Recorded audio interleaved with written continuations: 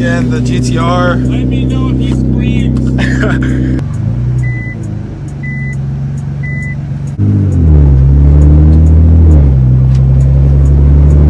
Ready for this? Yeah.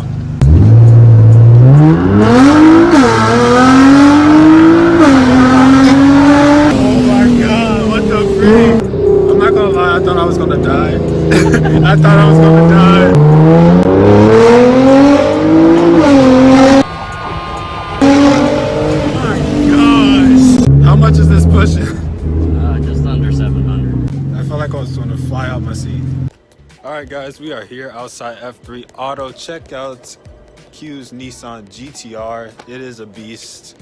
Looks absolutely amazing. Something I'm definitely looking into. Love the matte black, love the yellow headlights. Also, you can see the R has a yellow, which is a nice little accent to the car.